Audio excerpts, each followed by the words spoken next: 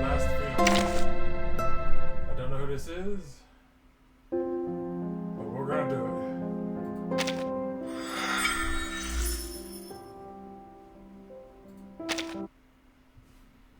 I hope it don't contain spoilers for the rest of the game, but let's go.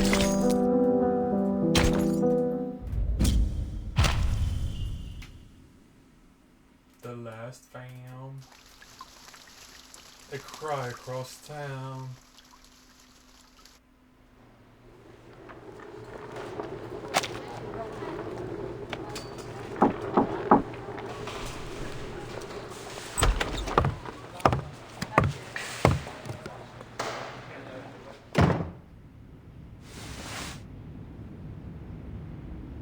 Congratulations, Betty. For me? Oh my god.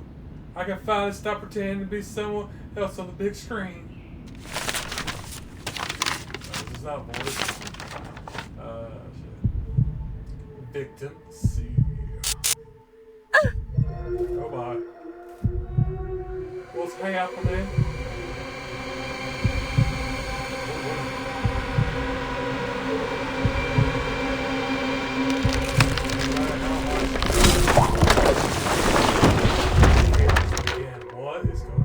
It feels like reality itself is caving in, as if someone has knocked over a dollhouse with one swift blow.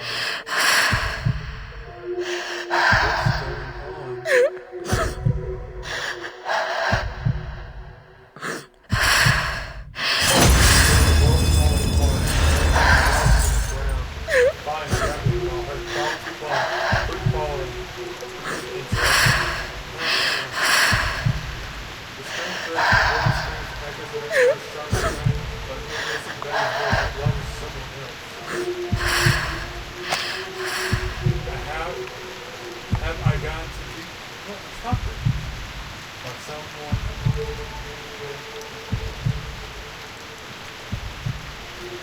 Covers her mouth and nose with her hand as it tries to suppress her rising pain. Betty? Miss Betty, is this a good time? Staff member. Oh, foundation. Reality at last interrupts Betty's stream of frantic thoughts. More pressing than fear, she needs to return to the present. Come in. Oh, come in. A woman in black and white business suit walks in, holding a thin folder in her right arm, her face hidden under a white mask. Seeing the masked woman, Betty instinctively touches her upper lip. The mustache she has gotten worn before was gone. The realization hits like an overwhelming sense of nakedness. Where's my mustache?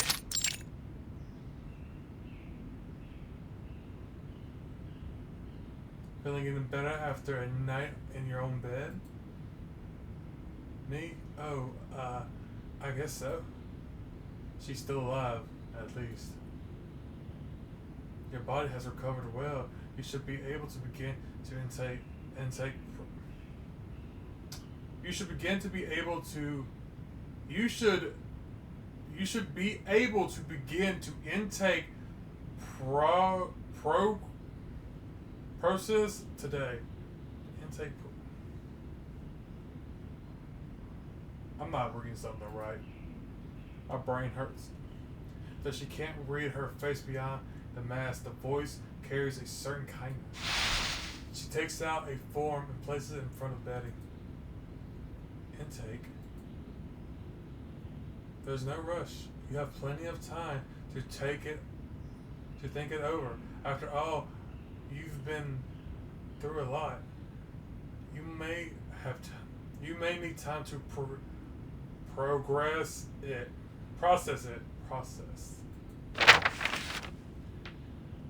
Betty takes the form and scrolls across it mechanically.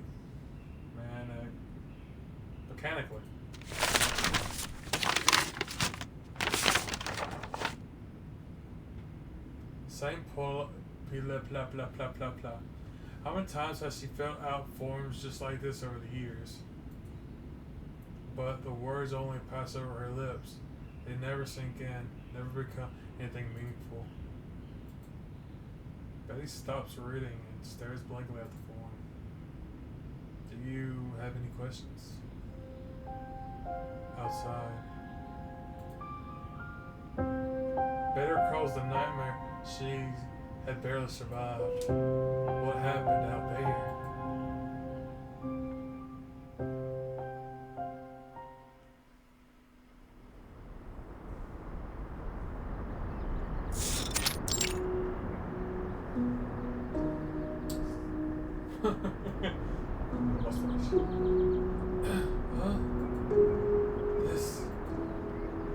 The staff member leads Betty from the guest room and into the hallway. Here she finally gets a glimpse beyond the foundation's sterile walls at a new era awaiting her. Beyond the echoing footsteps and hushed voices in the hallway, a peaceful scene unfolds. A deep blue lake stretching far across the horizon, a white sailboat drifting towards the center. Where is this lake? On the shore, a family sits on a pale pink picnic blanket. The children are running in and out of the shade of the trees while their mother watches them from the edge of the grass. From the edge of the grass. The outside world is safe now. Once you've recovered, you'll be free to leave the foundation, though if you choose to. So, does Snyder come back? I doubt it. The sunlight is soft, carrying out crisp shadows without feeling harsh or glaring. The air beyond the fresh, a stark contrast to the chlorine-laced sterility of the hospital. It feels like a real world. But Betty frowns, staring at the idyllic scene in disbelief. Quit using big words, I'm not that smart. There's something strange here. Eerie, almost.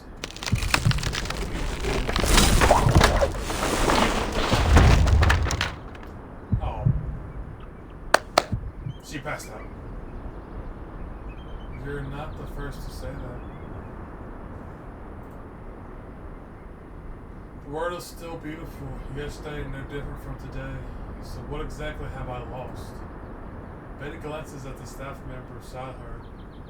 Her voice calm, her masked face unmoving, yet Betty can tell she's still wearing that same rehearsed smile. The world is mostly the same, but there are things that have changed.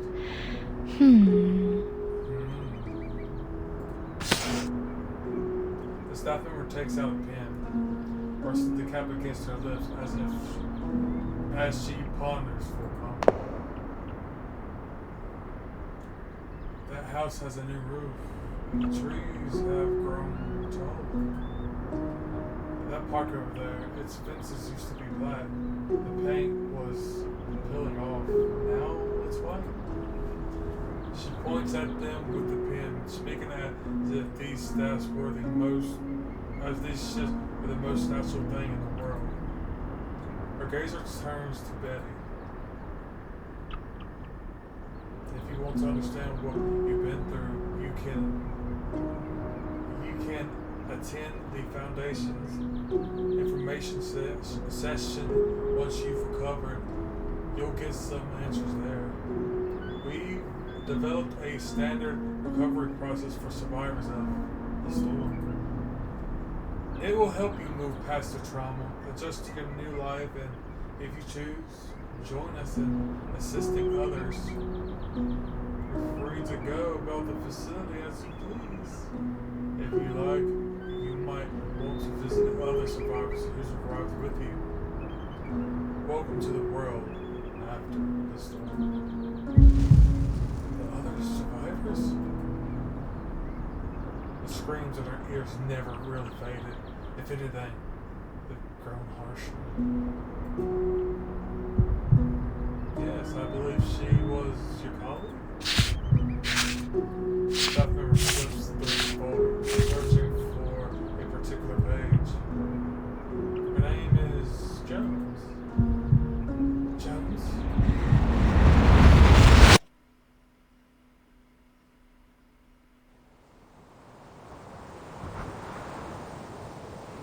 Huh. Jones braces something against the fake brick pattern wooden panel with one hand, pressing down her wind-blown hat with the other. Her elegant face is caked in thick, exaggerated makeup. It's ridiculous. That is up there. It's so high up, the walls feel awful. They just slapped these painted panels on and call it a day. We should have expected better when they called this mess on my face and makeup. Oh. Perched atop the tower set, Jones makes no effort to hide her frustration. My eyes sting. The foundation is really running like a soup. This foundation is really running like a soup. I feel like I'm going to pass out. Heck, is that me? I'll try to get this in one take so we can wrap up. Betty keeps her head down, double checking her hardest around her waist, making sure it doesn't peek into the shot. In a few moments, she'll be playing the melody, leaping off the tower right in front of Jones. You can't get it in one take, Miss Betty. I heard you're a real professional. Yeah. The grumble compliment leaves Betty on a strip where it's genuine or sarcastic. She returns to the safety checks, not wanting to push Jones's temper. A top Hollywood star like her can have Betty fire with a sharp snap of her fingers.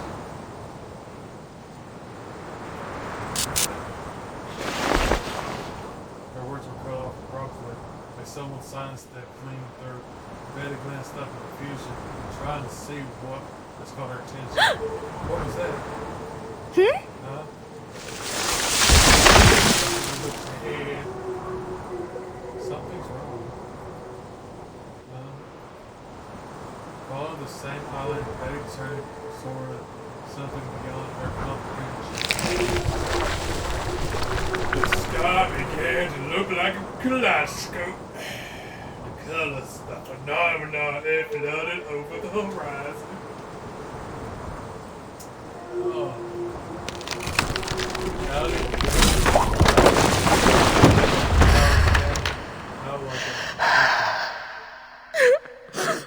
Until it collapses.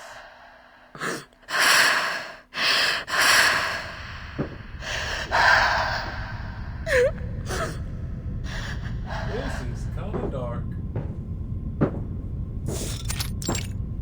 The ward.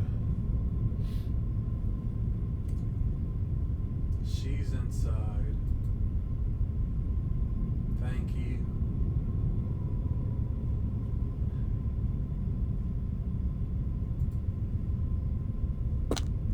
The staff member leaves her just outside the door.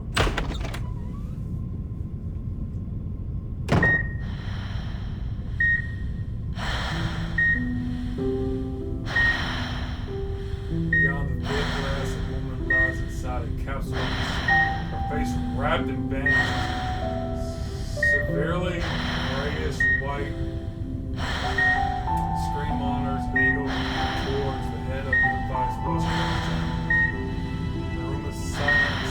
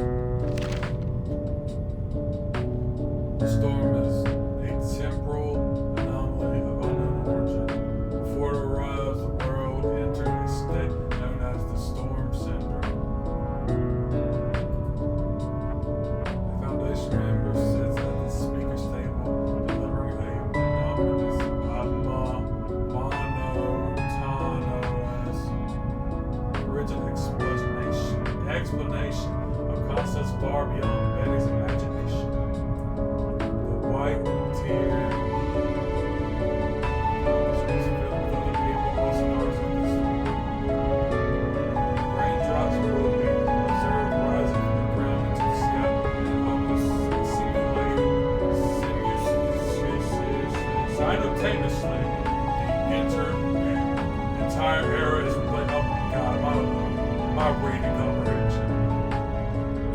Bette finds herself drawn away from the lecture and onto the faces around her. Few seem as lost as she feels, as though they had known this disaster was coming, and now this lecture was merely filling in the details.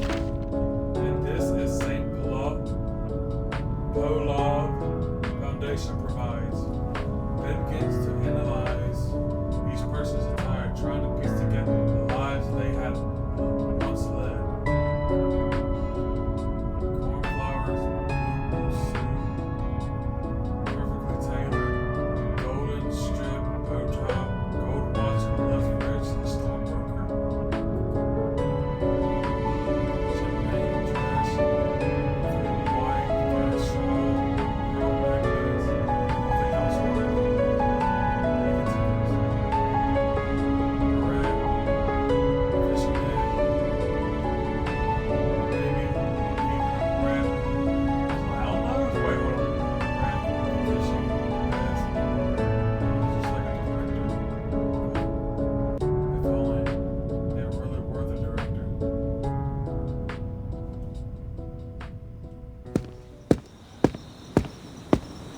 This is not a good time to be alive. The streets at night feels like a jungle. A few remaining lights flickered like fireflies in the darkness. A man walks past one dimly lit alley after another. The economy in ruins. People go to bed early. Not just to survive, save on lighting, but to sleep through their hunger. Is this the Great Depression? Hunger? It wouldn't matter soon. This will be all over. The metal buttons on his top hat occasionally catches stray beams of light. The tip of his cane scratches against the walls as he walks. He pays no mind to the homeless huddling near the alley's entrance, stranding towards the dimly lit restaurant. The door's locked. Through the fog of glass and faint silhouette moves inside. A flicker casts the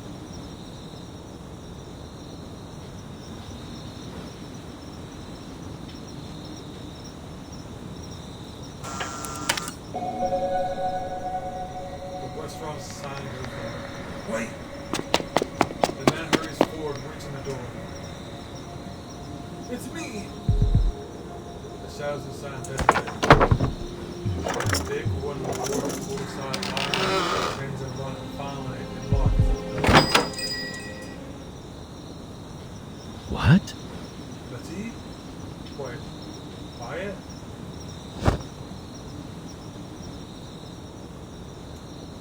The man grins and removes his hat. A thick, neatly bearded pilot full over his. A thick, neatly braided pistol fell over his shoulder. What is this? Got any meat left? The shape beyond the man's clothing begins to shift in a moment. His silhouette transforms that to a familiar woman.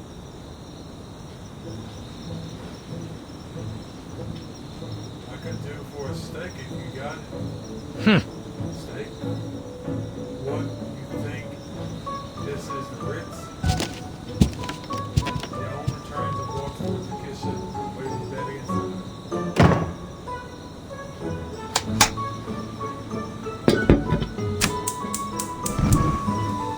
All I've got is a bit of Hoover stew. Hoover stew. Make mine bit of meat. It means the fake mustache on her upper lip is just ugly with her smile. She stuffs a handful of bills upon the counter and spreads her arms wide. I landed a speaking role. You did. That's great. Must have been thanks to that stew from last time. What was that? Meat really does make everything better. The owner does return from his task, stirs the pot. That's surprising. Fire crackles, the pot melts it, the hard fats and releases it thin, but enticing.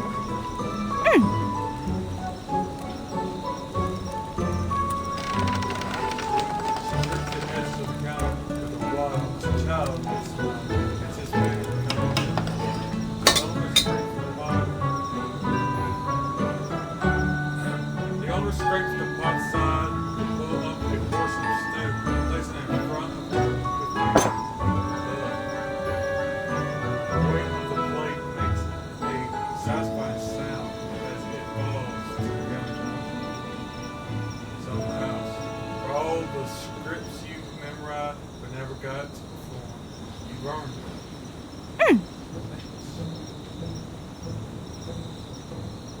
Picks up her spoon, taking one bite after another. Hearty stew. Tomato sauce splatters on her white shirt as its warmth hits her empty stomach.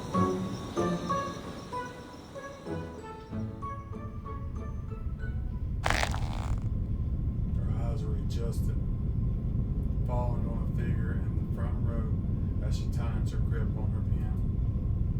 If only I had finished filming my scenes before the storm hit. Just 3 lines, and I would have been stopped. Yes.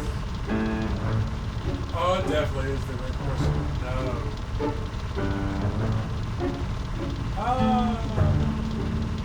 It's definitely got to be like the Great Depression. Better replace the numbers in my mind. Fire the line, show rehearse, times open. They will worry about the same feeling before. Now, if everyone could leave their completed forms here. The staff member's voice yanked Bette out of her thoughts. One by one, the people in the hall stand, forming a quiet, orderly line to hand in their forms. The staff member at the desk sorts through them effectively. So each time there's a storm, does the St. Paul Foundation take in people like us, those who are out of their era? It feels like a bedside drawer for times like this, and right now my era is what's been stored away. Well, that's kind of true. What about the ones who didn't join? Will my era ever return? One more people leave the hall. A sense of abandonment crashes over Bette. I can't fall behind. With that thought, she fills up her form in a rush, handing it to staff member, and follows the others. That is true. What happens to the people who get Thanos away? Are they just gone forever? Can they ever be brought back? Standing in the hallway, Bette looks towards both entities. It draws on her that people in this era seem not to be the sort to linger. Bette watches as their backs disappear into the distance, step by step, slotted up by the corridor where 2 walls meet.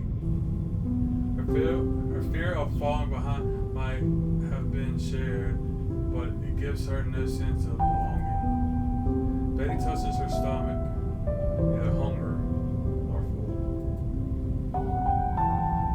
There's no more films to shoot. What then is she supposed to do?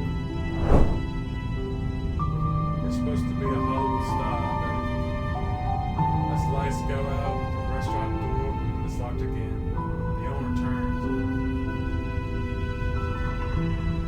The owner turns and reassures her. You're going to wake up every day to a champagne town. Yeah, the light's bright.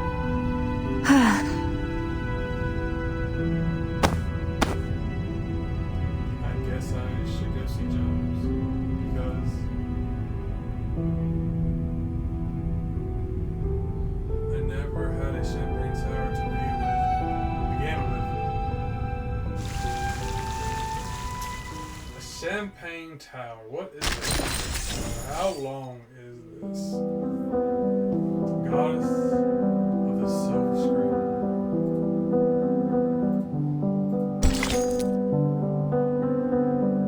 The folly of time, emotion, and money.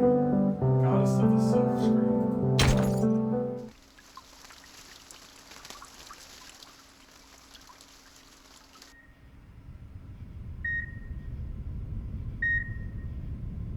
Jones hasn't moved from her capsule-like bed. Her face still hidden under layers of bandages. Right now, she is more suited to play a mummy than a princess. Betty catches the thought before letting it hit her. A thin white sheet covers Jones' fragile frame. It folds, rising and falling like mountain ridges between her body and the bed. As Betty enters and approaches the once princess, opens her eyes. It's you.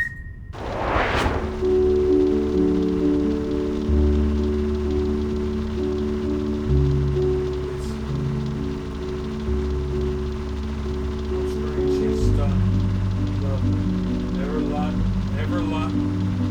every lying on thick, soft pillows, her wavy, short hair reminds her dark brow furrowed slightly as she gazes tearfully at her lover. I swore I'd never see you again. God dang, it's light, man.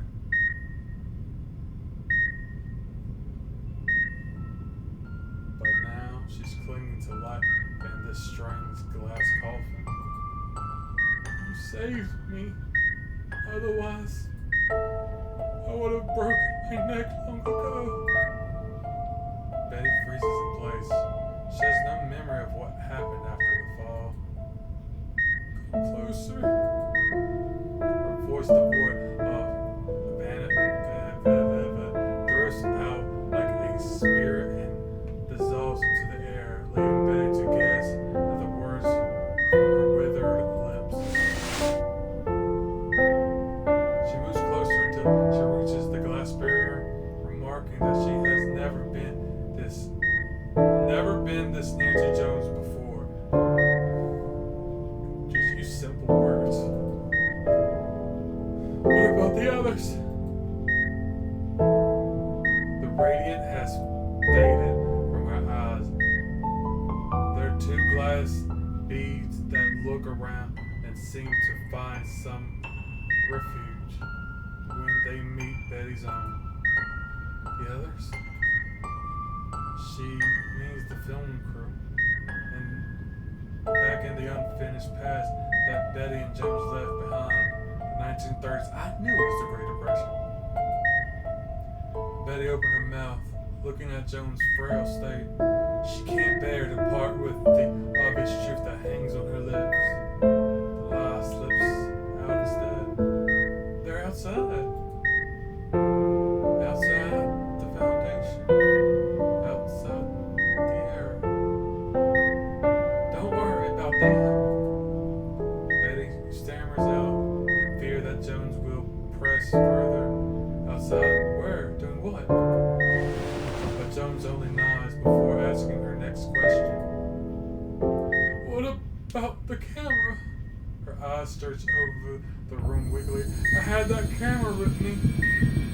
Betty notices the red veins crisscrossing the whites of her eyes, making them almost. Where is it? What camera?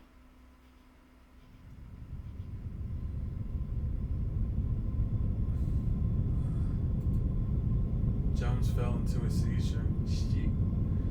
Betty isn't sure how the conversation ended. Maybe someone else had stopped it? Is she just forgetting? At some point, a nurse rushed in with a syringe in hand. Clear the flow of the milk whites with words. Emergency measures, clear the room! What's with her face? Where's her face? Betty trembles, unwilling to recall what just happened in the wore. Jones had been like a thread thin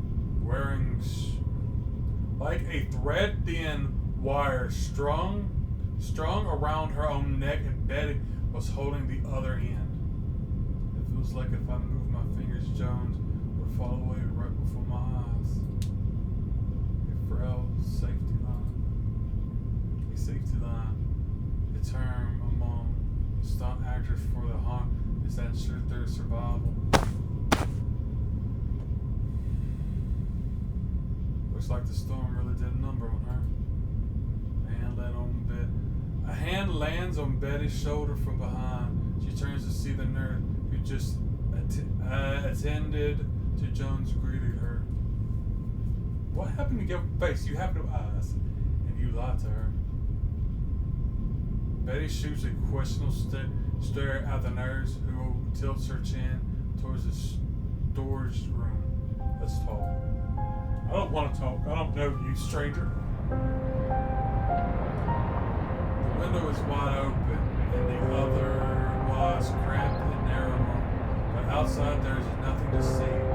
Just the face of another wall. Pockmarked with bumps and ridges to close that one could almost reach out and touch it.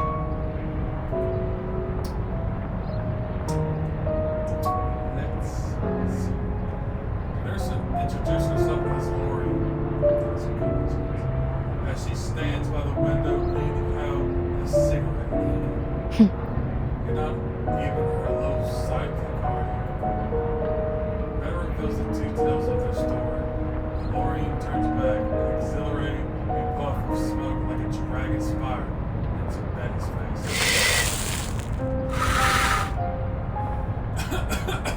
Hey, what the hell? I don't even know if her name is Betty. Truth be told, I don't know if her name's even Betty. She waves her hand in disgust to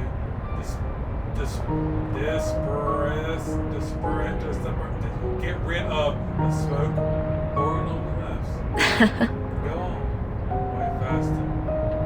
This thing's sensitive as hell. If it detects me smoking, it'll spray and rinse us both. But why are you smoking? You shouldn't be smoking in here in the first place. Yeah, so what? The world's gone insane. You really think the rules matter anymore? She stubs out the cigarette on the window frame, already covering in blackened marks. Oh, she's been in here smoking. You're just not used to it yet. Betty doesn't respond, brushing off the smoke clinging to her clothes. So? From the 1930s, right? She studies Betty with a crooked head and a breezy and unfriendly smile. So what's your arcane skill? Arcana? Can alter my physical appearance temporarily. It's useful for my line of work. Oh, that's cool. Though I can never get my face to be perfectly identical to someone else's, so close up, I really thank you. Oh. That's all. Not all of it, no, but turns into a stronger form of strength. Chris is with it too. Maybe that's not the fanciest arcane skill, but it's been good enough for me. She shakes her head, thoroughly impressed. You can make muscles on command and change your face, but not much. Seems like all you are is a bad actor with a fake mustache.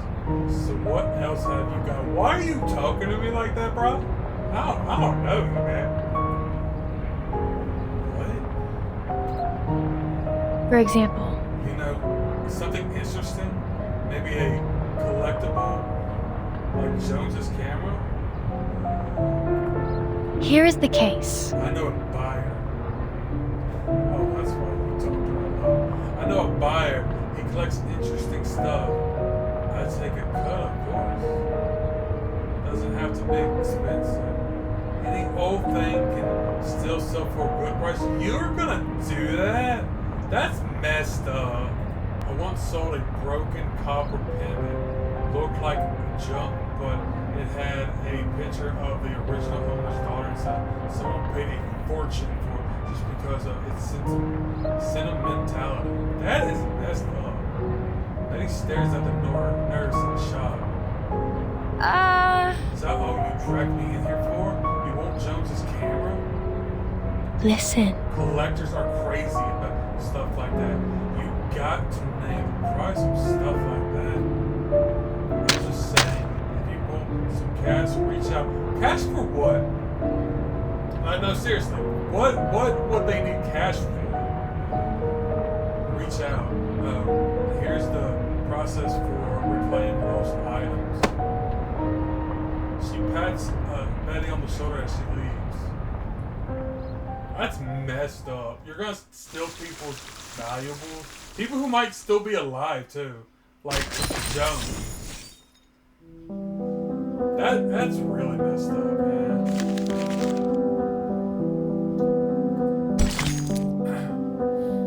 The world she longs for. Hope lies on display within a glass case.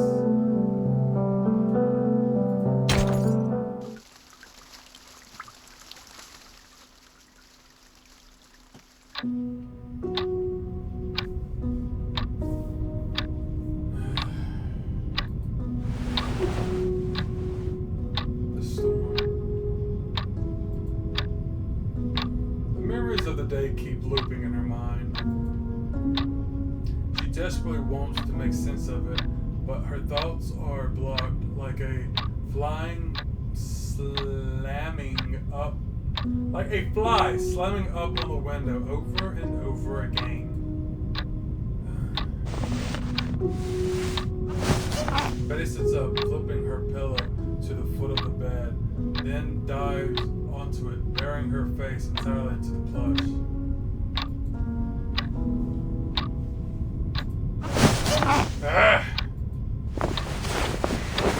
Looking for her back, grasping for air. I can't sleep. What is this? I feel like I did this night before my first audition. Even then I gotta sleep. Even then I got sleep. Even then I got to sleep. What are the symptoms of the insomnia again? Memory loss, muscle atrophy, poor focus. If I can't sleep, then tomorrow I might mess up on set. There's no set to mess up on. She lets her eyes drift up to the unreachable ceiling. The clock ticks away as it adores through the past, present, and future. As it erodes. I think that's what it said. Until now, she never realized it. It's too quiet. They're snoring. They're crying. The creaking beds are shining matches through the wall. Cheap motels have got more life than this.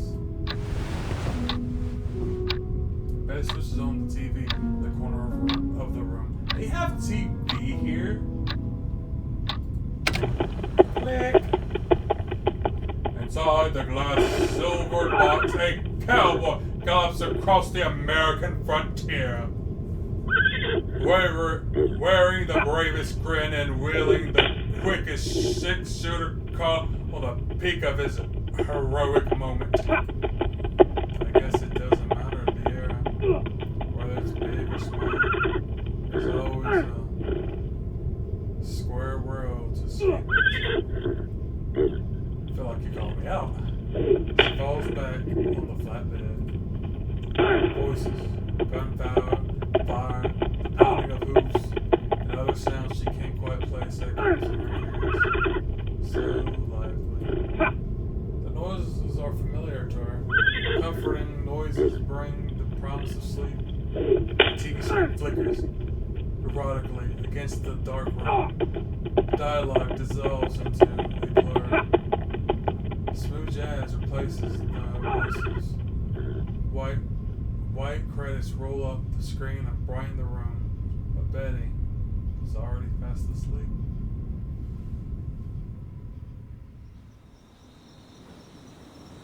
This is a unique story. Hey! Hey! Hey, over here! In the cluttered alley, a child's voice calls out beside her. Tom? Yeah! The voice buzzed from inside the pipe beyond the weathered wall. Did you forget how to get in? I remember. Climbed through the trash bins and slipped through the old storage room's tiny window. Head to the third screening hall. The staff door is never locked. We can sneak in there.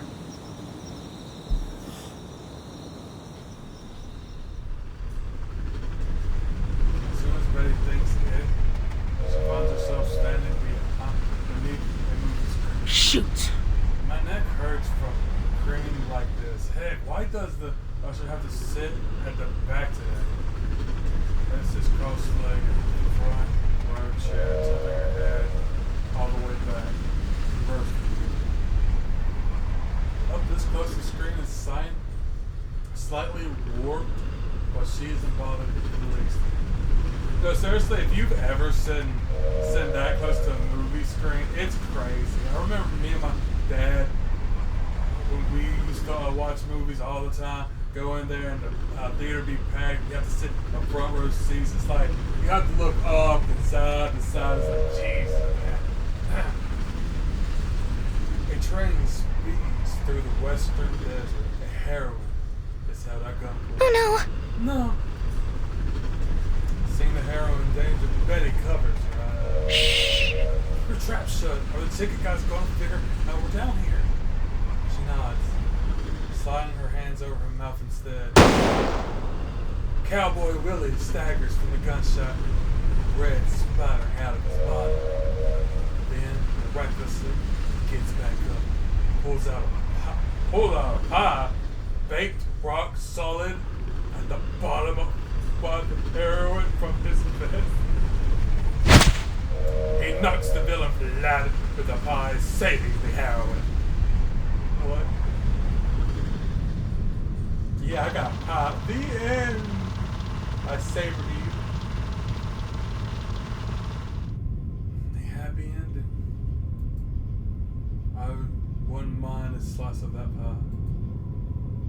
The word end flickers on the screen, but Tom isn't paying any attention. That was Keen, wasn't it? A real cowboy. Wish I could be that guy. Pew pew. You're so childish. If I were a real big shot cowboy, I'd keep the entire town safe as houses. Wait, I'd keep the entire town safe as houses, and the saloon keeper would save the best seat at the bar just for me. Tom rubs his frostbitten feet. The motion reveals a stolen piece of black bread that just out from his coat pocket. Bro, I know I can't read half the time, but come on now. But Cowboy Willie is in Creekwood Town. There won't be any danger left. You'll have to find another place. Obviously, I'd never go to Creekwood. That place isn't even real. What? Not real, but the movie is. It's just a made-up story with actors on a fake set. There's no such town as Creekwood and no Cowboy Willie. You want to really think everything in the movie is real to you, don't you? Oh, so that's how it is. But instead of disappointment, she looks somewhat even happier. That just means it's a place I really can reach. What? What? Don't you get it? Yeah, it's a fake world, but that means I can create my own world too. A world without unemployment, without poverty, without hunger, without cold. Whenever everyone has enough food in their bellies and warm, soft beds, I'd even play music endlessly. The summer would always be bright and sunny, and the weather is cozy. It'd be a place where people can forget the pain and regrets of reality to laugh or cry with someone else, even for a while. A square world to protect people, a picture of beauty. That's the world I want to make for me and everyone else too. I just love that it automatically goes when you have auto off. I love that so much. The sunlight pours in, the white curtains ripple gently in the breeze. Music flutters out from the TV, voice flowing time over and over, second movement, third movement, twisting, looping, intertwining. She lies still on her back, trying to hold on to her dream. Her face from her mind, like sand slipping through her fingers. Why did I remember something from so long ago? Tom died in winter, on winter's day years ago. His father laid out, none of them had clung to him. He perished beside a gravel. As he perished beside a gold shovel stone. Betty had forgotten his face last night. Today. Thinking back on last night's dream, Betty returns to the lost and found section. A few people are milling around the station. Two clerks behind the counter are chatting away. Hey, I'm here to collect this camera. You found it? Betty hands over her documents to the clerk. Oh, wow, you made it. At the woman's exclamation, a few warehouse staffs speak out, eyeing Betty with curiosity. You know me? Of course, everyone is talking about you two. A lady with half her face soaked in blood was found dragging you with one arm and clutching the camera with the other. How's she doing? The surrounding employees nodded in unison, vividly describing the scene. She survived. You mean that Joan saved me? She did, and the camera too. At first we thought this thing might be some kind of an awakening, but it's just an ordinary thing. The staff had already fetched the camera from storage and chatted excitedly about Betty Jones and the camera, marveling at the bond between them. You better give it to Jones, man. You better give it to that stupid person. Watching them, Betty watches a white figure in her mind, smoke swirling in her head. Laura doesn't belong to any era anymore. She's just a heartless bastard who doesn't get emotions. At the tail end of their conversation, the woman was regretful at the camera before handing it to Betty. What could be inside this thing is worth so much trouble. Reaching over the counter, Betty takes the camera. There are still splotches of dried blood on it, but she holds it close to her chest. Outside that square box, I can picture your dream too, Jones. You'll wake up and you'll finish our film. This is the very last movie of... This is the very last movie of 1930s.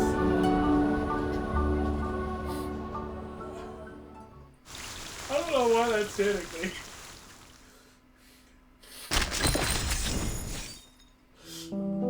I don't know why I like that so much. Oh man. Oh. She carried the... That was beautiful. A perfect double.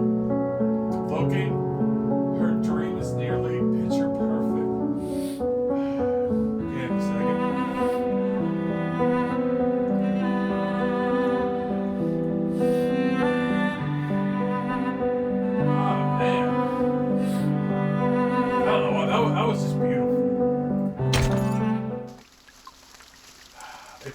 double.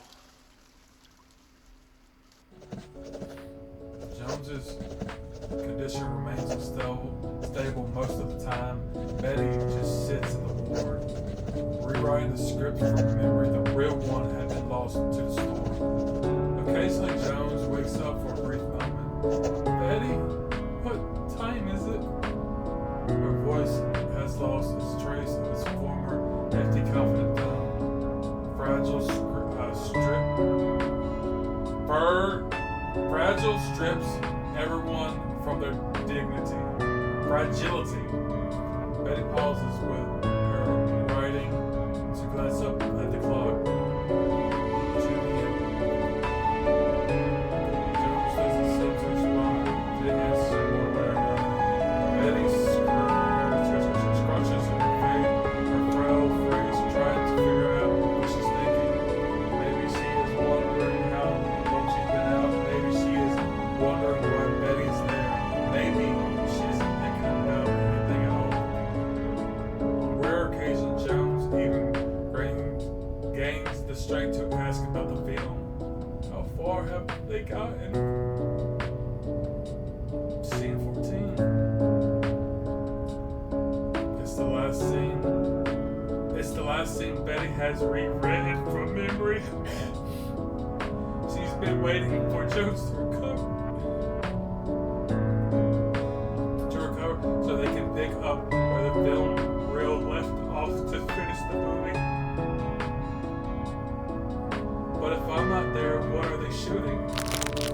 Betty rubs the corner of the script between her thumb and forefinger, rolling it to a tiny curl.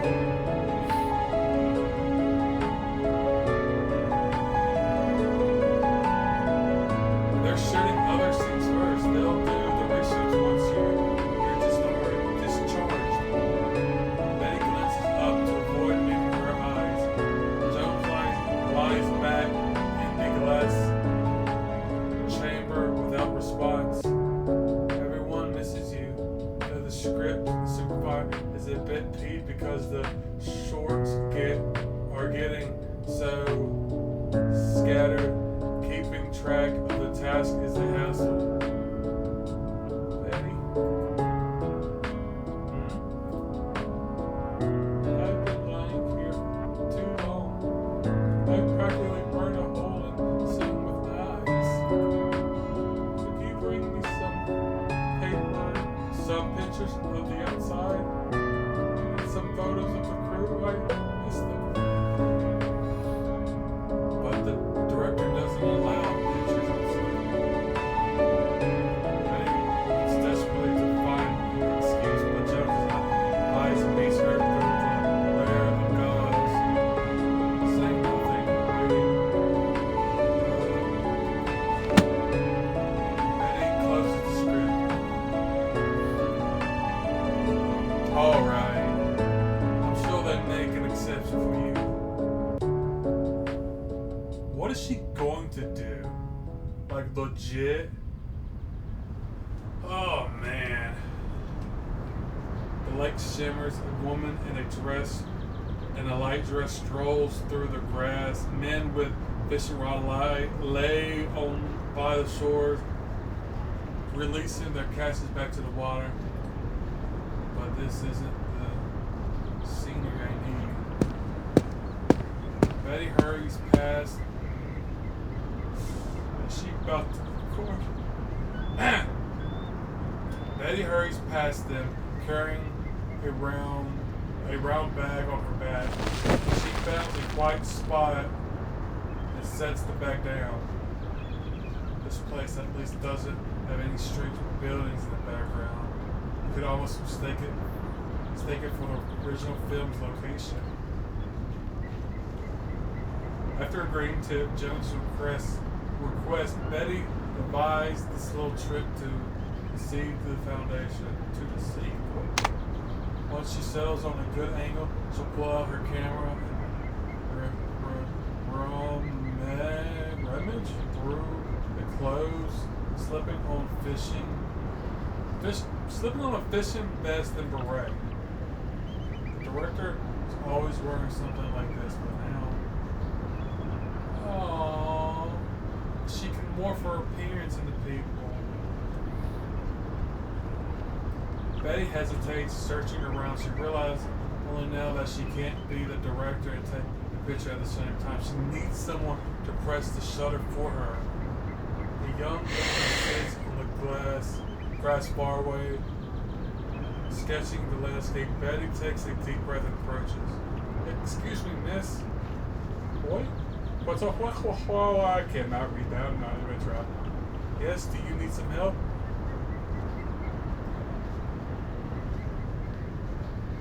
The woman lifts her head, shielding her eyes from the sunlight, and squinches up. Betty stares at her lips, fully stunned at all their influence. She doesn't know in the slightest. Words she doesn't know in the slightest. Are you okay? The sound reaches Betty's ear, this time more familiar, but still incomprehensible. She can at least tell from the woman's expression that she needs no longer. Looking around, Betty doesn't see anyone else who might help. She has no choice but to rely on a more universal language. Can you please? Betty gestures with her box camera. Yeah? Do you want me to take a photo? Photo, yes. Of course. Betty thanks her. Thank you. Then, using her arcane skills, she transforms to an almost picture-perfect match of the director's face and shape. She turns her face slightly towards the camera, posing as if shouting directions off set. Beforehand, she had practiced many angles in front of the mirror. This one proved the most convincing. The director slightly upturned nose and thick, coarse eyebrows were his defining features. As long as they're visible, even he won't be able to tell the difference. The woman presses the shutter, capturing a photo so realistic it could fool anyone. Amazing. Hold on just a moment. She rumbles through her bag, pulling out another lead actor's costume. She shifts her forms again, then lies down on the grass, covering her face with a magazine, pretending to be asleep. Heck. That's incredible. As Betty continues changing outfits and forms, a few curious onlookers begin to gather around. In the distance, more people stop to watch. Betty doesn't want any unnecessary attention, but it comes all the same. After switching a few more outfits, she takes the woman personally with awkward mercies as she picks up her clothes before hurrying back to the foundation.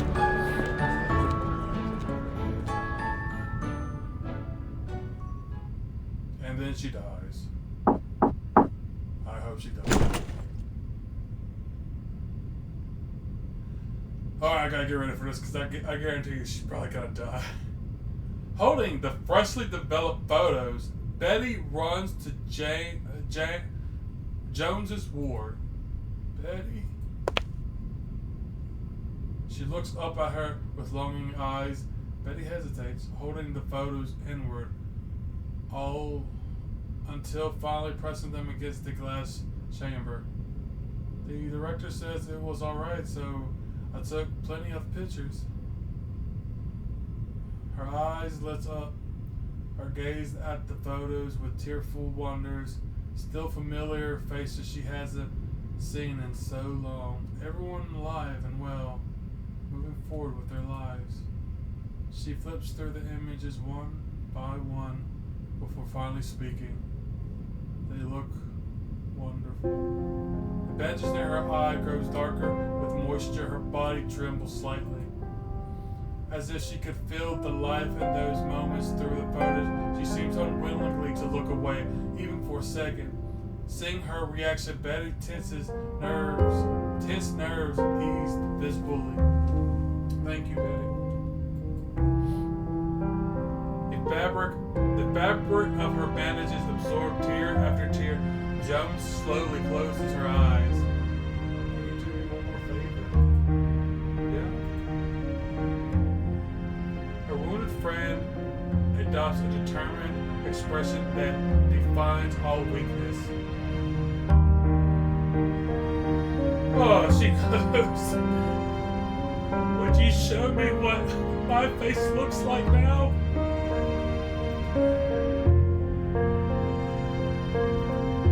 But she looks into Jones' reddened eyes before averting her gaze again. There aren't any monitors here. She scans the room, double checking her spur of the moment excuse. And I don't think you're ready to remove your bandages. What if you pull at your wounds? Well, you saw me when they changed my dressings, didn't you? Right? So use your arcade skills, show me. I need to know how long until I can get back to filming. Jones' brow, fingers pressed against the inner glass of the chamber, pleading with Bette, who was the free form to roam the world outside. Just let me see, just for a moment. But you know, my arcane skill can't make me look exactly like you. I know that. I just need a glimpse. Today I'm not really going up to it. Her trembling fingers rest against the glass and be reminded that she is trapped inside. She looks deep into.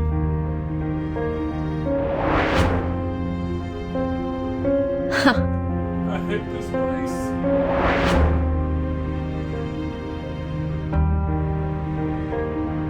Back then, Jones had been untouchable.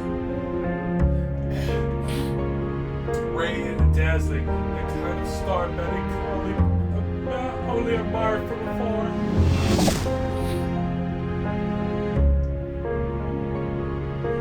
Come over here, Bette.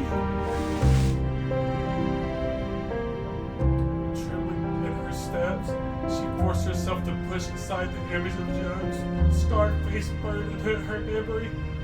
After it might color her transformation. Oh God, man. Give me a second. Dude, this is gory. Man. Alright. Can't breathe now. Whew. She studies her face closely, while Bette nervously follows her gaze, terrified that Jones might notice some telling hint of her scars. But instead, Jones smiles and laughs weakly. Haven't got my eyebrows right at all. Huh? Here's her chuckle. Bette blushes red and turns away. How about this? That's better, but the nose isn't quite right either. It should be a little taller. Really? Bette pinches the bridge of her nose, making it appear more defined. Now it's too much. That looks ridiculous. From Betty's perspective, her nose now seems oddly exaggerated. She looks at it, trying to tweak it into something more natural, only to end up cross-eyed. Even Bette couldn't help but laugh. You're making me look more vaudevillian than Hollywood, Bette.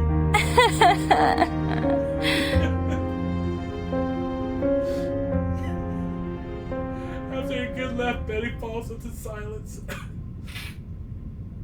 She doesn't dare meet Joan's eyes again. Instead, she leans against the glass chamber, staring at the floor.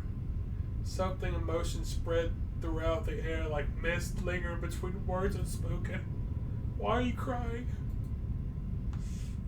Why are you crying?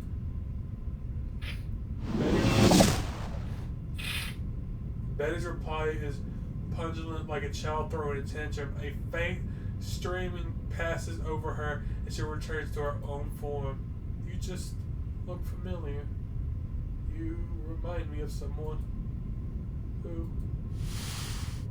Takes in a deep, hoarse breath and slowly exhales. I'm too tired now. I'll tell you some other time. She wipes her nose and nods affectionately. Then I'll head back for today. Get some rest. Oh, don't tell me she dies. Don't tell me she dies. Don't tell me she dies.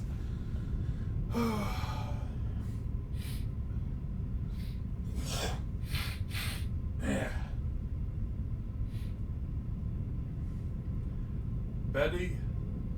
Betty leaves. Her fingertips rest against the glass chamber, monitoring Jones's hand. She almost thought she could feel her warmth. Thank you. Betty shakes her head and turns to leave wordlessly.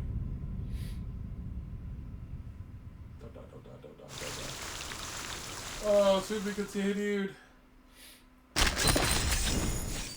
A beautiful day. A beautiful day in the neighborhood. That wasn't beautiful at all. That hurt a lot. Like a lot.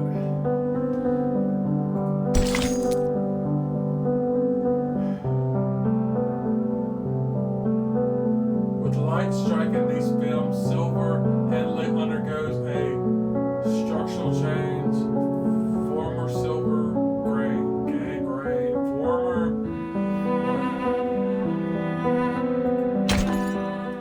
A beautiful day in the neighborhood.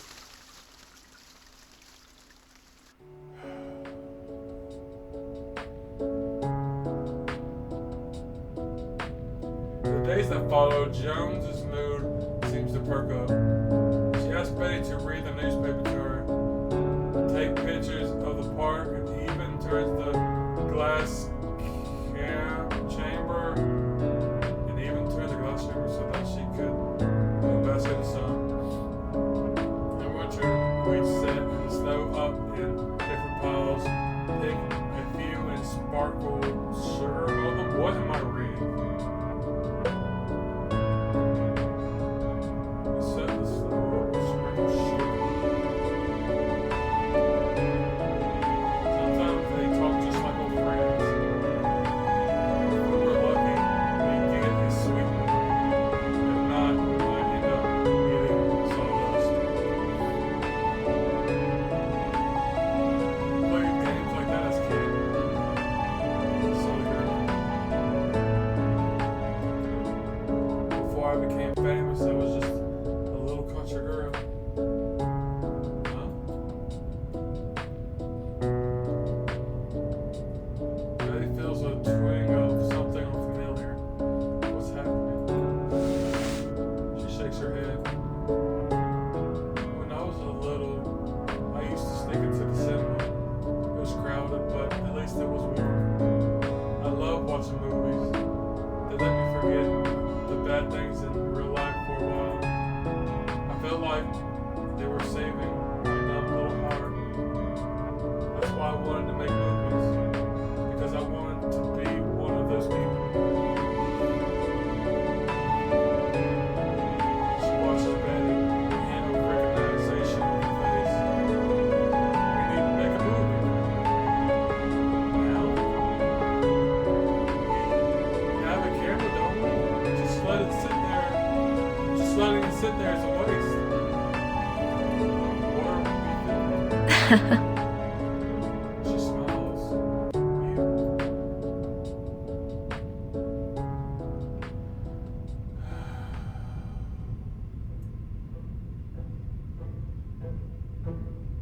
Fellow Betty, medium shot upper body.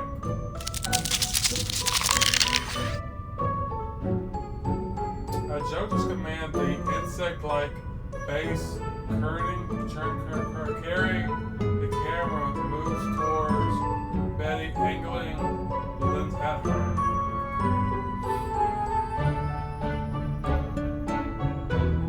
The device has been modified to respond to her commands. Even confined to the glass chamber, Jones can still direct the shots that she wants. What's there to film that lead?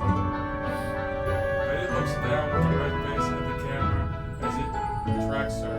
It feels so much different from when she had been a stock double. The lens is capturing the real her now, and she doesn't handle it well.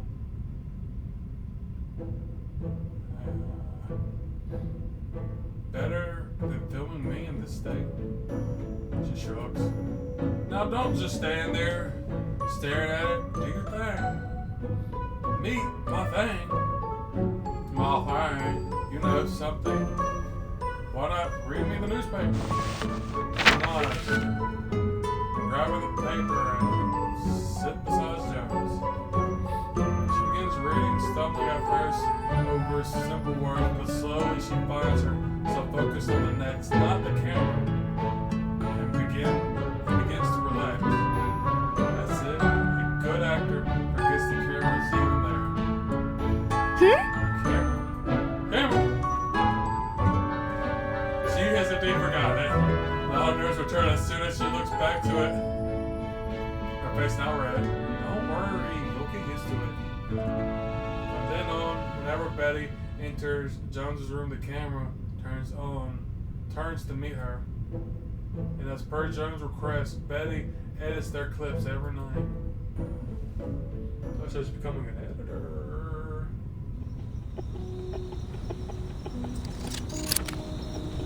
I don't like this red. Click, click, click, click, click, click, click.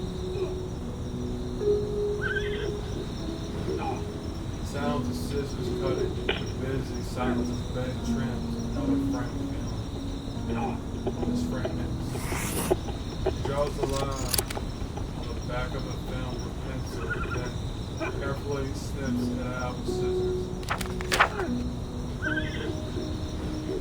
Setting the film aside, she draws large bold letters on a piece of paper. Apple peal. Betty had peeled an apple for Jones, only to be ruthlessly teased for her niceness. Pharaoh's knife. The horse-style short Jones had asked Betty to shoot, where Jones wrapped head to toe in bandages, pulls it upright in bed, only for the shot revealing Betty's fake mustache stuck under her nose. The last clip is of Betty laughing so hard the whole frame trembled. The light shifts wildly like ink disappearing in a glass of water. This is what movies should be. Magical vessels to preserve our best moments forever. She carefully lifts the film with tweezers, shortening them into separate categories. Those will recover into stars too. I'll find a way to help her accept what happened with the storm. I hope so, man. I really hope Jones gets out of this alive. Her eyes rest over the script on the nightstand, copied out loud by hand and from memory.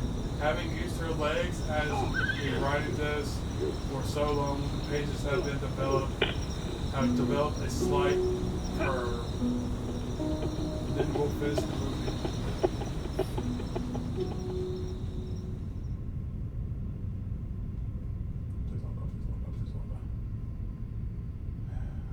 It is late. The room is dark except for the flickering of machine lights. Have you decided? Yes.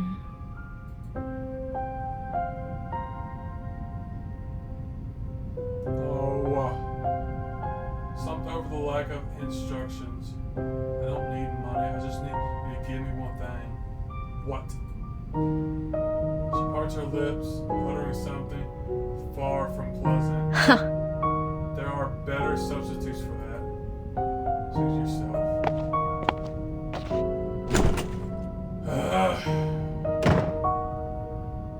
Door shuts behind the nurse as she leaves. Come on, man. The empty box.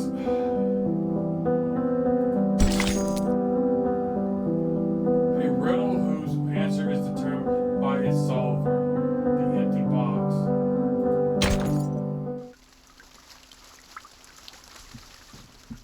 Come on.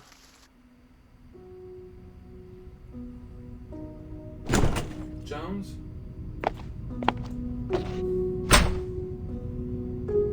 Around the unusual time, Betty arrives at Jones' ward only to find a neatly wrapped gift box tied with a silk ribbon sitting on her chair. Huh? A present? Who is it from? She recognized it a bit too late. She shouldn't have said it so strangely. The gift is light, almost as if nothing were inside. No, it's from me to you. What for? I didn't forget some special occasion. Betty looks at Jump, the surprise, about to open the box to see what is inside. Don't open it just yet. Huh? Jones stops her just as her fingers begin to pull the rib and gesture for her to sit down. This is the first gift I ever received from my mother. Hearing that, Betty examines the box even more curiously, turning it over in her hand.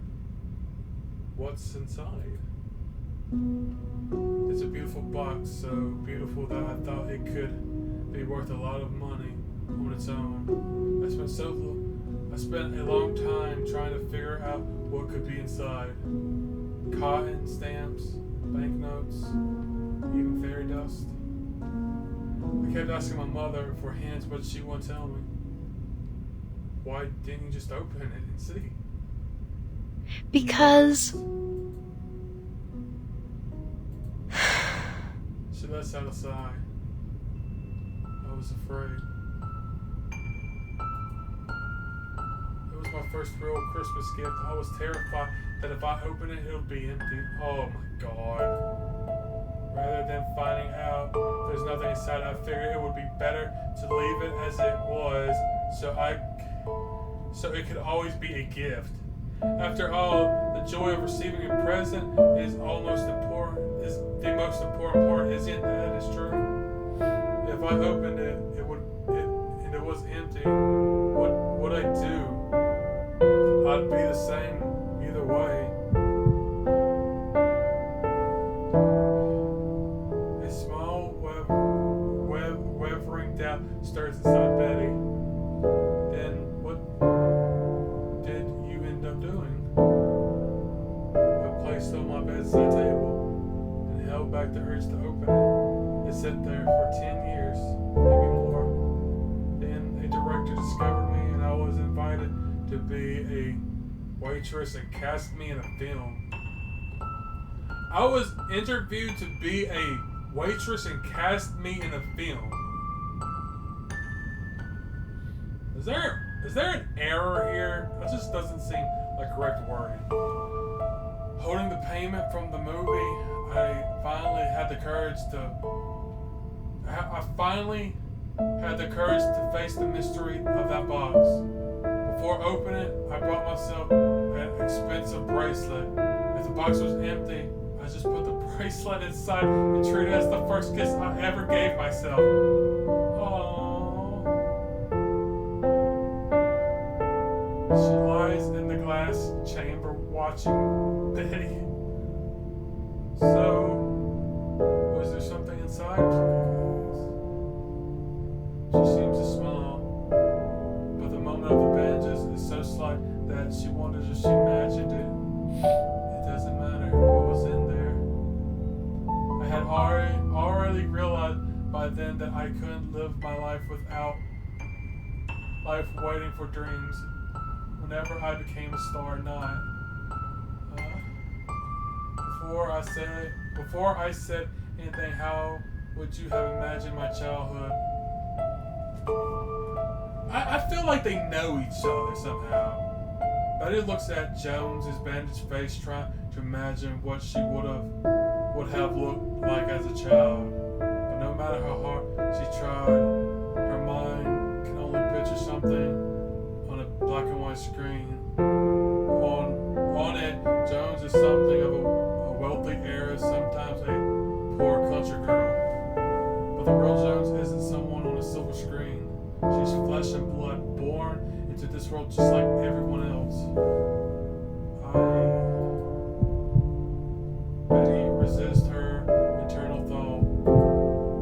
To imagine her as just another girl, even if she knows it's true, feels wrong. It feels like taking something away from her. It would mean that she wasn't born to be a star, or that she became, that she didn't even have special gift to light up the screen. What's gonna happen? Why? Why are you giving me this to me? Is there something inside? She shakes her head once more. Huh? Behind the door, Laura enters, pushing a medical chart. Visiting time is over. Miss Jones needs her treatment. I'm going to need you to leave. Go on, Betty. I'll see you later.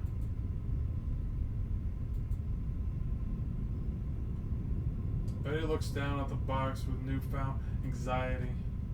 It is exquisitely wrapped with a delicate ribbon tied with a bow on top. The knot is neat and smooth, as if no force had been applied to tying it.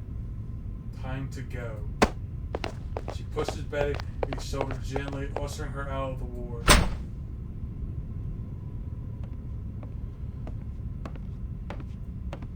She examines the box from every angle as she walks toward her room, her feet shuffling and slow.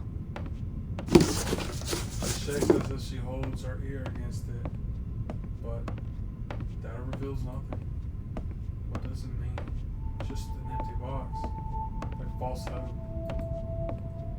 Whispering tendrils seem to seep in the form of the corridor shadows, filling her with a quiet sensation of fear. Maybe Jones has figured it out. Could she have seen through the illusion I created for her? But Betty searches her memory of their last conversation. She had been different, but not in a way that revealed anything. Why give this box to me? Should I do the same thing? Wait until I have something to give myself before opening it?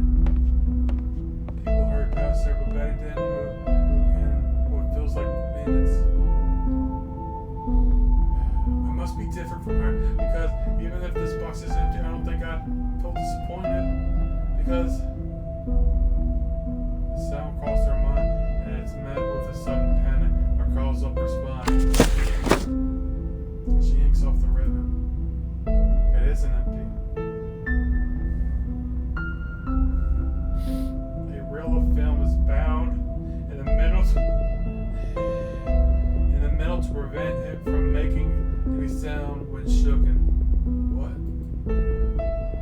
The cutting, the splicing technique is immediately familiar. This is her film. How? She removes the film. Jones had been in the glass chamber this entire time, so who helped her retrieve the film? Who wrapped it up like this?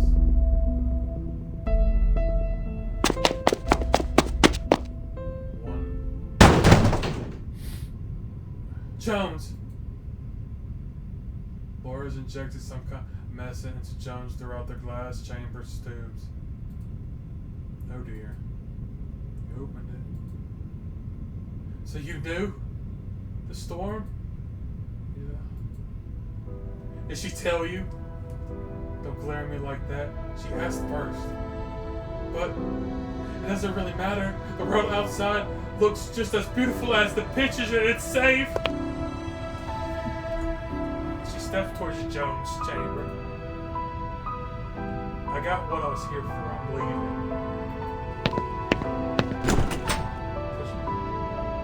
Pushing the syringe empty. She picks up her things, grabbing a motionless camera from the table by the door, and leaves the room without a word. Betty isn't quite sure yet what to make of the scene, but she hasn't given up. The camera doesn't matter. I can buy another one. I've already rewritten the script. Once you get better, even without a director and crew, we can still finish things.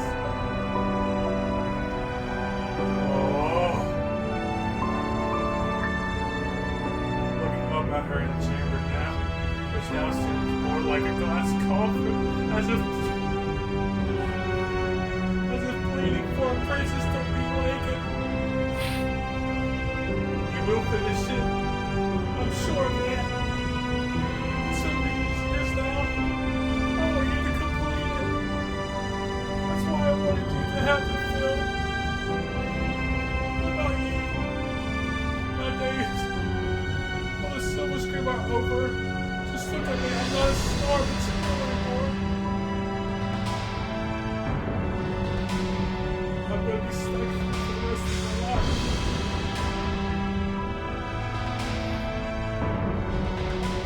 As if they were lines of the script. The first three notes, no emotion needed. That's not true. Her voice trembles. They said your recovery's going well, that you'll be able to get out of this bed soon. And you don't see your face that night. That night, had a ball. Not always.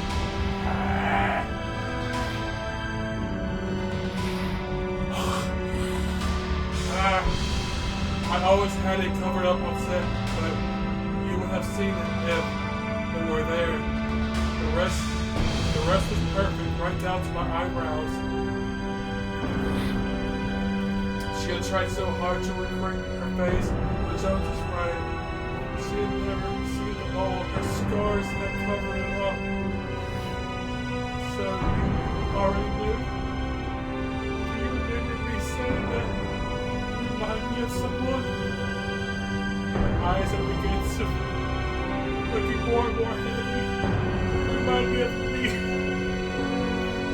Of me.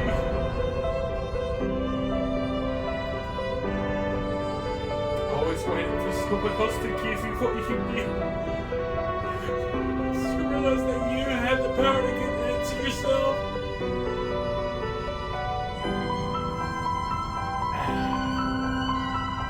Saw your dreams as you see it on the silver rectangle. It's going to be beautiful. I will be your star. You look wonderful on camera. You look best when you're wearing your own face. Now it's your role, your movie. Finish it. Her voice fades out as it begins pulling into a heavy slumber. Jones, what's going on? What's happening to you? She turns in horror and realizes the liquid that the nurse injected had already drained completely into her body. She pounds on the glass trying to grab her attention, but her friend is slipping away from her like an anchor, falling into unseen depths. Jones, I asked for this, Betty. The voice is clear, crisp whisper. A sweet, eternal dream.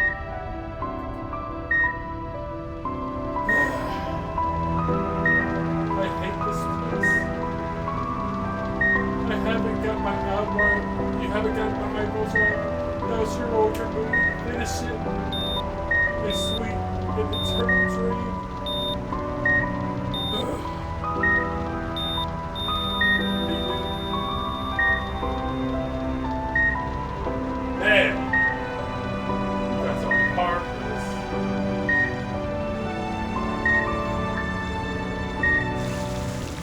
To be continued. There's more. I don't think I can do this. Oh, I don't think I can do this shit at all. Oh my god.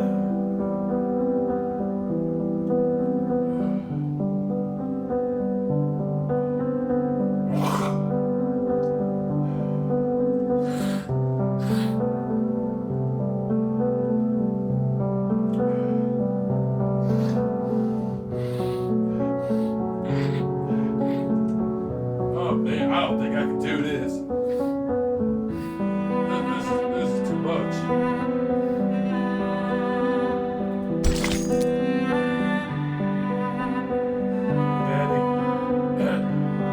Betty, just like her name.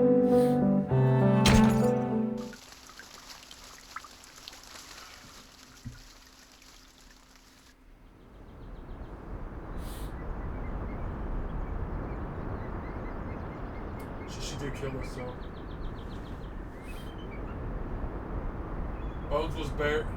Jones was buried outside the foundation, lying alone in another era, destined to disappear with the passage of time. Since then, Betty has spent many days alone, though at least now having joined the foundation, she has endlessly tasked to distract herself. But in her free time, Betty still finds herself standing in the hallway, looking out the same window where she first glimpsed the new era. Betty? What is it, Megan? The two stand together while observing the changing times. What are you filming? She eyes the new camera in Betty's hands. Something she bought with her newfound salary. Nothing. Just carrying it around. How long has she been trying to use up the film reel? She could never find the right moment to open the lens. I don't think inventing a warehouse would count as renovating cinema. If your daily work is just repetition, mechanical test, then yeah, it's not much fun. Megan leans back against the railing, looks up idly at the ceiling. Their moment of peace is scattered by a ramble of conversation that surges through the hallway like a wave. Countdown to the storm! Countdown to the storm! Megan straightens up and has been. We've got one more.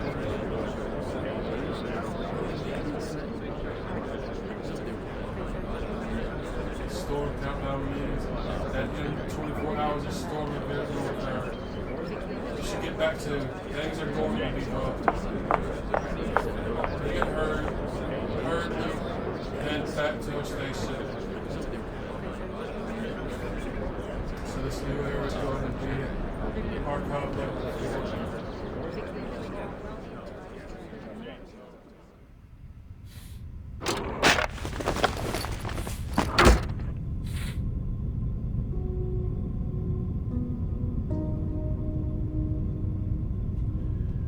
Oh man, this is brutal, man.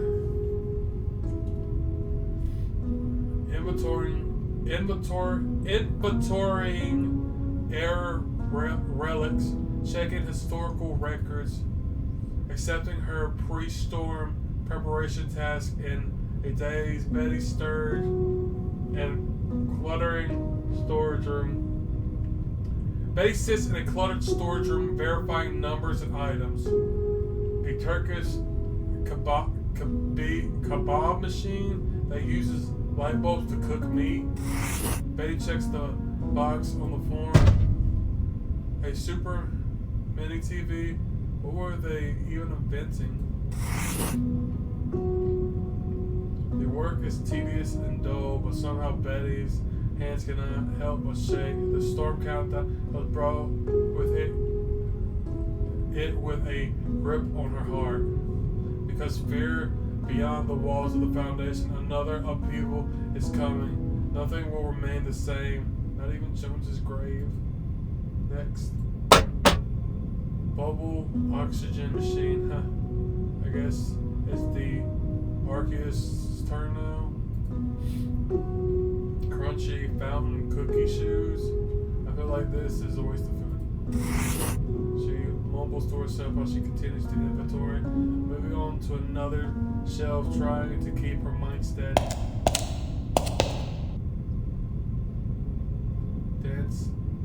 Dance of the Moonlight premiered on February 23rd. Huh? She takes a shocked step back. The shelf is filled with reels of film. She has been avoiding this shelf since she started working here, avoiding Jones's death.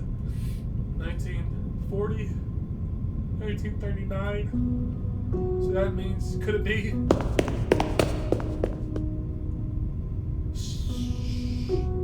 She found herself pulled to a section holding films from the 1930s. The reels were neatly arranged.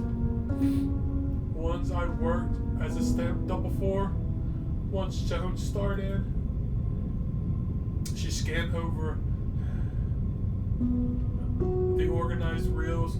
The thought building like a flooded beyond a dam. But Jones will disappear soon, like a fossil buried under the layers of time beyond my reach. You look wonderful on camera. You look best when you're wearing your own face. Jones. She didn't start her films. She didn't touch the films at all. She just buried Jones. She had buried that part of her in the same grave. What should I feel? Yes. No.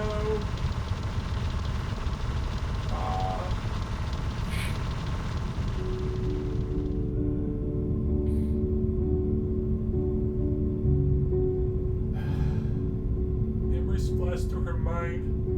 Betty finds her answer. Jones, I will leave you alone. Not in this last moments. What? Where is that script?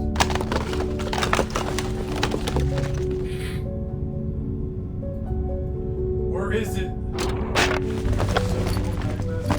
Finds her handwriting script wedged in the gap between her bed and the wall.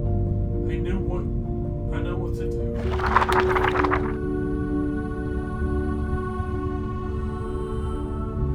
Even after Jones's bitterest finale, the final days, she never stopped reading it. The page had visibly creased over usage. Betty uses up the camera, checks the film and lighting, and sets in front of the lens. Yes. No.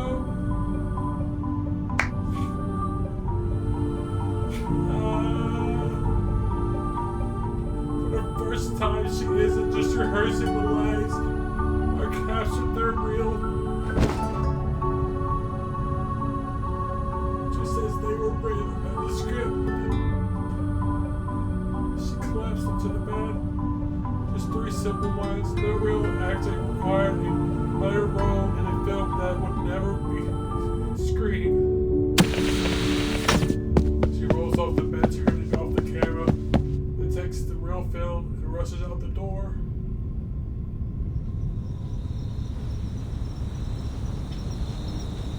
The cemetery is empty.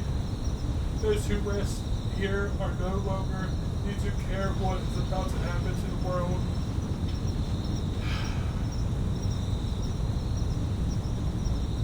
She holds a box with a clumsy red tie in a lopsided bow. This is for you, Jones. She places the box on the tombstone, and then after a time, she shakes her hand and opens it. It's our film. I finished it. But this isn't all.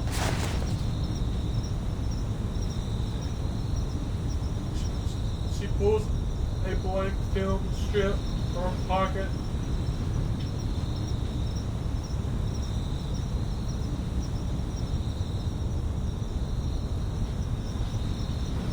I kept some for myself because I still don't know what I should feel. If we meet again, I'll bring it to show you. But for now, we both race some offers their response and lies unspoken, unknowingly awaiting impending storm. I finally understand now the world won't wait for me to say I'm ready before it begins. So I can't stay in the past. I'll move forward because that's the only choice. The storm countdown alarm echoes in the air as Betty winds the tombstone. We'll meet again. She holds her stare at the grave letters, tracing the line of Jones like a river. And when I see you, Betty shakes the film, strip in her hand. I promise I will be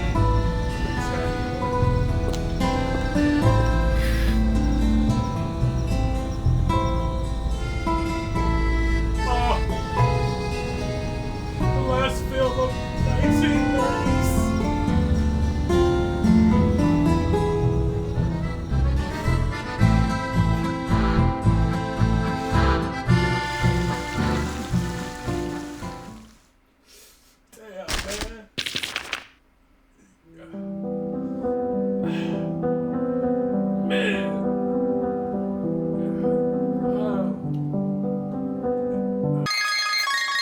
That was so brutal.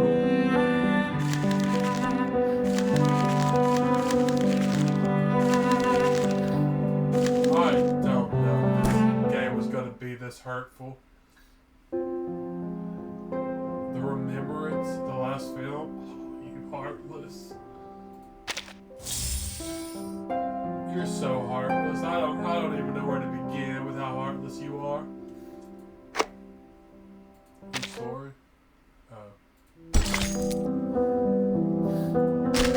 Will I be able to come back to this? What's this? I don't know what that is.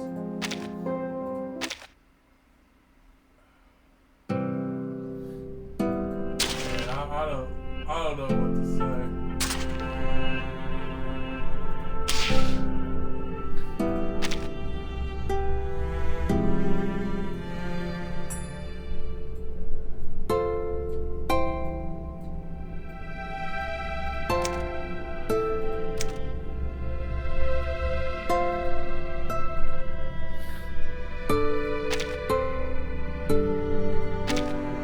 A 700-degree flip and a 3.5 backward somersault? I'm not sure. Are these heroics really necessary? Before the advent of sound in films, body language was the only way to express emotions. See? Like this. Never give up. The future is bright. Everything's gonna be all right. Before the advent of sound in film, never give up. The future is bright. Everything's gonna be all right. I got to.